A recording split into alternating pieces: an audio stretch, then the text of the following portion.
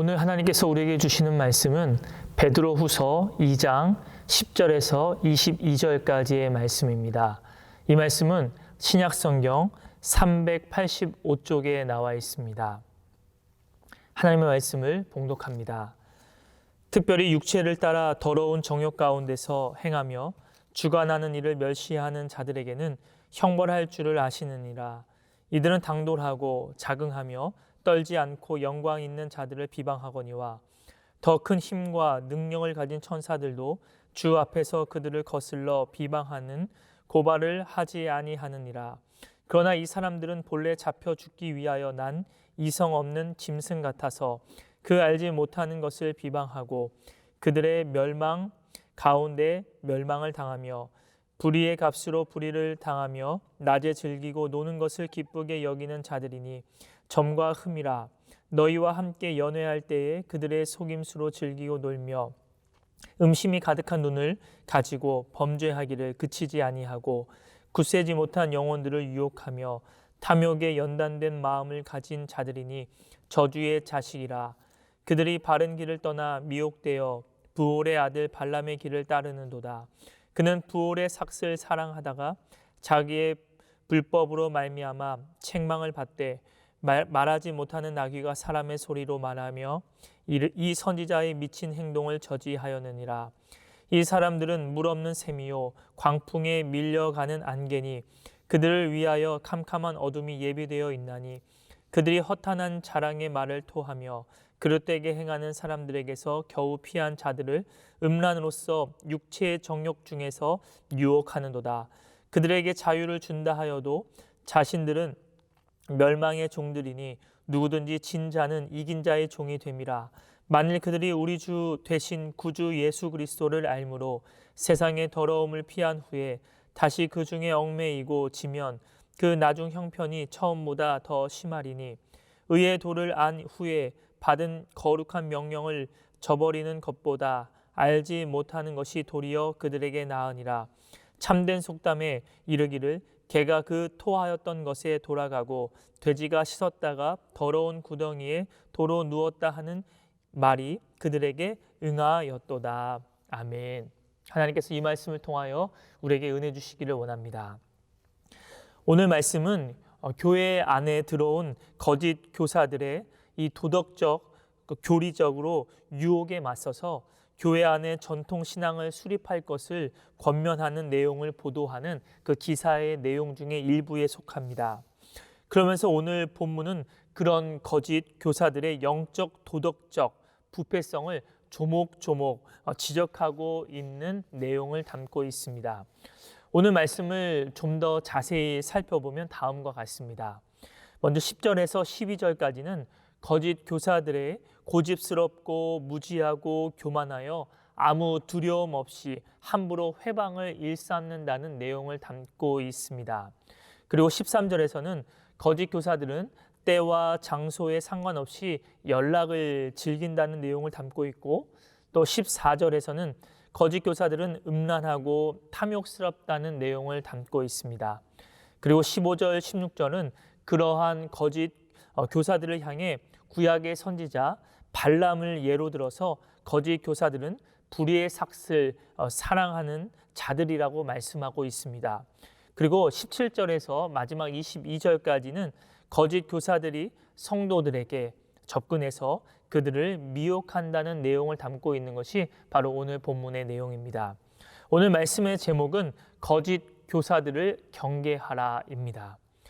초대 교회에 있어서 여러분 가장 큰 어려움 가운데 하나는 바로 거짓 교사들이었고 그들이 가르쳤던 그 거짓 교사들의 내용이었습니다.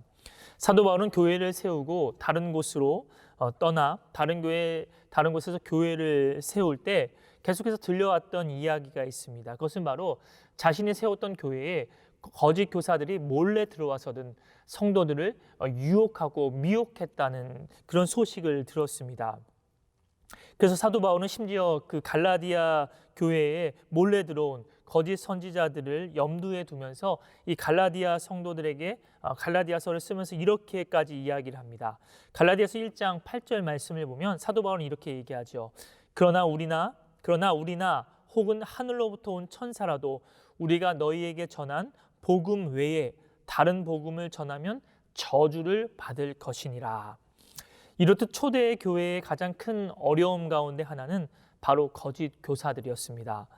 베드로후서를 쓴 사도 베드로도 이러한 거짓 교사들의 거짓 가르침은 교회의 전통 신앙을 흔들어 놓기에 충분했기에 이러한 서신을 통해서 그 거짓 교사들을 조심할 것을 이야기하고 있는 것입니다.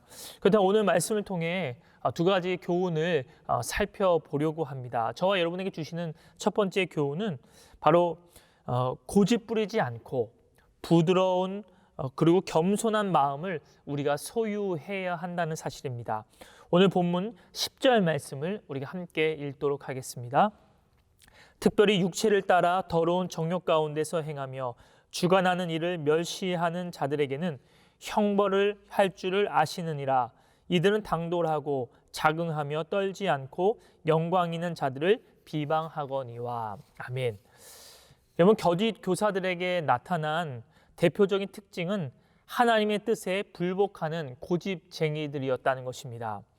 오늘 성경은 그들이 주관하느니, 즉 여기서 주관하느니라는 것은 바로 하나님을 말씀하고 있는데 하나님을 멸시했다고 오늘 성경은 말씀하고 있고 그들은 당돌하고 자긍하며 떨지 않았다 이렇게 말씀하고 있습니다. 여러분, 여기서 자긍하며 떨지 않았다는 말씀은 좋은 의미로 사용된 것이 아닙니다. 이것은 나쁜 의미에서 자기 만족과 육체적 쾌감을 추구하는 일에 있어서 하나님을 두려워하지 않고 뻔뻔스럽고 자만심이 강한 것을 의미하는 말입니다. 하나님을 인정하지 않는 자들에게서 나타나는 현상은 그야말로 고집불통, 돌 같은 마음입니다. 자기 생각과 또 경험이 모두 맞다고 생각합니다. 따라서 하나님을 인정하지 않는 그들은 점점 더 당돌해져 가게 되고 또 교만해져 가며 하나님과 또 하나님이 세우신 권위를 비방하기에까지 이르게 되는 것이죠. 이와 같이 거짓 교사들은 하나님의 뜻에는 아랑곳하지 않고 오직 자신들의 뜻만을 내세우고 하나님의 뜻보다는 오히려 자신들의 뜻을 더욱 우위에 두는 자들이었습니다. 그리하여 매번 하나님의 뜻에 불복하게 되었고 이것이 바로 그 당시에 나타났던 거짓 교사들의 특징이라고 말할 수 있습니다. 그렇다면 우리도 한번 생각해 봐야 합니다. 저와 여러분의 마음은 어떻습니까? 저와 여러분의 마음은 하나님의 뜻과 또 그리고 하나님의 말씀을 받기에 어떤 부드러운 마음이십니까? 혹시 돌 같은 마음, 또 가시밭 같은 마음, 길가 같은 마음은 아닌지 모르겠습니다. 나이가 들어갈수록 우리에게 생기는 것이 있습니다. 여러분, 그것이 무엇일까요? 그렇습니다. 바로 고집입니다. 좋은 쪽으로 고집이 있습니다.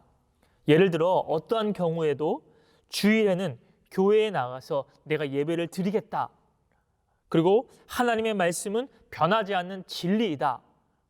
이런 것을 고집하며 그렇게 유지하는 분들이 분명히 계십니다. 그러나 반대로 내 생각과 또 내 뜻으로 가득 찬 채 하나님의 말씀을 두기 싫어하는 오직 나의 어떤 생각과 의견과 고집만 부리는 사람들이 있습니다. 그러한 고집은 우리의 마음을 돌같이 굳게 만들어버리죠. 또 그러한 마음은 오늘 본문 10절에 나타나듯 육체를 따라 더러운 정욕 가운데 행하며 주관하는 일을 멸시하는 지경에까지 이르게 됩니다. 우리의 마음이 돌같이 되어지면 여러분 어떻습니까? 다른 사람의 이야기가 들어오지 않습니다. 들리지를 않습니다. 나만 맞다고 생각을 하죠. 그래서 다른 사람이 조언을 하고 충고를 하더라도 그 이야기가 전혀 귀에 마음속에 들어오지 않게 되는 것입니다. 그러니까 변하지 않는 것이죠. 무엇보다도 저는 저와 여러분의 마음이 기경이 되어서 좋은 밭이 되기를 축복합니다. 돌 같은 마음이 하나님의 은혜와 말씀으로 기경되어서 좋은 밭 되기를 바랍니다. 그래서 내 뜻과 생각으로서의 삶이 아닌 내가 하고 싶은 대로의 삶이 아닌 하나님의 뜻과 살아있는 말씀이 내 안에 온전히 이루어지는 좋은 밭 되어져서 열매 맺는 그런 축복된 삶을 살아가는 저와 여러분 되기를 축복합니다. 여러분, 두 번째 오늘 말씀을 통해서 두 번째 우리에게 주시는 교훈은 거짓 선지자들을 분별하는 지혜를 주시도록 우리는 기도해야 한다는 것입니다. 오늘 보면 12절 말씀을 함께 읽겠습니다. 그러나 이 사람들은 본래 잡혀 죽기 위하여 난 이성 없는 짐승 같아서 그 알지 못하는 것을 비방하고 그들의 멸망 가운데서 멸망을 당하며. 아멘. 이런 베드로 사도는 거짓 선지자들을 가리켜서 이성 없는 짐승으로 묘사하고 있습니다. 이는 그들이 이성을 등한시하고 짐승처럼 이 본능적인 욕구만을 추구하기에 그 말이 앞뒤가 맞지 않을 뿐만 아니라 논리적으로도 타당하지 않음을 의미하는 것입니다. 한마디로 그들은 이성적으로 도저히 납득할 수 없는 말을 하는 자들이었습니다. 이런 거짓 선지자들의 특징은 그 얕은 술수로 사람들을 현혹해서 자기의 배를 채우려는 장사꾼처럼 얕은 술수로 당시 성도들을 유혹하여서 자기의 말에 노예로 만들고 그리고 자기의 이익을 챙기려는 아주 악한 사람들이었습니다. 당시 성도들에게 그들의 이러한 달콤한 유혹은 멋있어 보이기도 했습니다. 자기의 자유를 제한시키고 재미를 빼앗는 것 같아 보이는 그런 어떤 복음에 대해 의심하게 만들었고 결국 그 복음을 떠나 자기 마음대로 살아가라는 거짓 교사들의 꾀임에 쏠깃해서 넘어가게 된 것이죠. 오늘 보면 14절에서는 그들은 굳세지 못한 영혼들을 유혹하며 탐욕에 연단된 마음을 가진 자들이라고 말씀하고 있습니다. 18절에서도 그들을 이렇게 이야기합니다. 그들은 허탄한 자랑의 말을 토하며 그릇되게 행하는 사람들에게서 겨우 피한 사람들을 음란으로서 육체의 정욕 중에서 유혹하는 자다라고 오늘 본문은 이렇게 말씀하고 있습니다. 여러분, 오늘날에도 이러한 거짓 교사들의 그런 어떤 횡패와 어떤 유혹은 우리 주변에서 계속해서 일어나고 있는 것을 볼 수가 있습니다. 그들은 교묘한 말로 우리에게 다가옵니다. 그리고 우리가 지금 겪고 있는 이런 고통과 또 고민을 해결해 줄 것처럼 그리고 우리의 가려운 부분을 긁어주는 것처럼 해서 우리에게 접근하지요. 그것이 오늘 이 시대에 유행하고 있는 가짜들의 모습입니다. 이단 사이비들의 전형적인 모습이 바로 그렇습니다. 그런데 우리는 이런 생각을 합니다. 어떻게 그런 유혹에 빠질 수 있는 것인가? 그렇게 열심히 신앙생활하는 저분이 도대체 그렇게 빠질 리가 없는데 왜 도대체 그럴까라는 생각들을 하게 되죠. 여러분, 근데 실제 그런 유혹에 빠지는 대부분이 신앙생활을 아주 열심히 했던 분들이라는 사실을 여러분은 알고 계십니까? 하나님을 향한 열심도 있었고 또 교회에 대한 충성심이 많았던 이들이 그러한 가짜에 빠져 가정이 망가지고 또 지금 그것이 진리인 양 살아가는 안타까운 일들이 지금도 우리 주변에는 많이 있습니다. 지금도 교회에 열심히 나오는 많은 직분자들이 교회를 떠나 이단 사이비에 빠지지는 않지만 소위 영빨이 있다는 사람들에게 찾아가 점을 치듯 하나님의 뜻을 물어보기도 하고 그들에게 돈을 갖다 주기도 하고 자기들의 행복을 기원하는 안타까운 일들이 지금도 여전히 많이 일어나고 있다는 사실입니다. 시대가 혼란할수록 이런 일들은 더욱 많아집니다. 오늘 우리는 코로나19라는 어려움을 겪고 있습니다. 이런 어려운 시대에 가짜들은 더 득실되게 마련입니다. 나는 아니겠지 하는 생각으로 그들이 와도 나는 단번에 이길 수 있어 라는 어떤 자만심을 가져서는 안 되는 것입니다. 우리도 언제든지 표적이 될 수 있고 위험에 처할 수 있다는 사실을 우리는 기억해야 합니다. 여러분, 그러면 우리가 어떻게 해야 될까요? 그렇습니다. 먼저 우리는 기도해야 합니다. 지혜와 분별력을 하나님께 구해야 합니다. 하나님의 말씀에 우리는 최대한 귀를 기울이고 우리 교회에 보내주신 또 목회자들을 또 신뢰할 필요가 있습니다. 그리고 너무 욕심낼 필요도 없습니다. 성경을 더 깊게 더 넓게 알려고 교회 밖에 나가 공부할 필요도 없는 것입니다. 성실하게 조금씩 알아가면 됩니다. 그리고 부족한 대로 하나님이 주시는 그 은혜로 하나님과 함께 하루를 성실하게 살아가면 되는 것입니다. 저는 저와 여러분에게 그러한 은혜가 있기를 간절히 축원합니다. 여러분, 하나님께 지혜와 분별을 주시도록 기도하며 너무 다급하고도 너무 서두를 필요도 없습니다. 하나님이 그날 주시는 은혜와 또 감사로, 그리고 교회의 또 목회자를 통해서 들려주시는 하나님의 말씀을 내게 주시는 말씀으로 받아들여서 겸손함으로 받아 하루하루를, 한 주 한 주를 살아가면 되는 것입니다. 저는 2020년이 이제는 얼마 남지 않았습니다. 다사다난했던 올 한 해였지요. 상처가 깊으면 마음이 굳어지게 되어 있습니다. 굳어진 마음에는 하나님의 은혜와 말씀이 설 자리가 없게 되는 것이죠. 저는 바라고 소망하는 것이 2020년이 가기 전 저와 여러분, 우리 신안교회 안에 이러한 상처들이 다 치료가 되기를 간절히 바랍니다. 그래서 우리 안에 돌같이 굳어져 있는 우리의 마음이 부드러운 마음 되어지고 좋은 밭 되어져서 하나님의 은혜의 말씀이, 그리고 하나님의 뜻이 우리 마음속에, 우리 심령 가운데 들어와서, 그리고 그것이 온전히 이루어지는 은혜가 저와 여러분에게 있기를 간절히 바랍니다. 이 시간 함께 기도하겠습니다. 특별히 이 시간 기도 제목을 말씀드립니다. 첫 번째는 아픈 상처와 고난으로 돌같이 굳어진 우리 마음에 하나님 은혜를 베풀어 주셔서 좋은 밭 되게 하시고, 그 좋은 밭에 하나님의 뜻과 말씀의 씨앗이 심겨져 열매 맺는 삶을 살아갈 수 있도록 우리 함께 기도하겠습니다.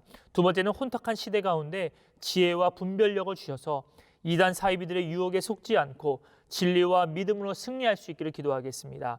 세 번째는 또다시 확산되고 있는 코로나19의 확산을 막아주시고 부작용 없는 백신과 코로나 치료제가 개발되어져서 하루속히 종식될 수 있기를 기도하겠습니다. 마지막 네 번째는 코로나19의 확산으로 성도들의 믿음이 흔들리지 않게 하시고 그곳에서 어느 곳에 있든지 믿음을 잘 지키고 승리하는 성도들이 될 수 있도록 기도하겠습니다. 또한 우리 신안의 모든 성도님들이 한마음 되어 교회를 더욱 사랑하게 하시고 얼마 남지 않은 이 12월을 은혜 가운데 맡겨주신 사명 잘 감당하며 마무리할 수 있기를 이 시간 우리 함께 기도하도록 하겠습니다. 기도하겠습니다.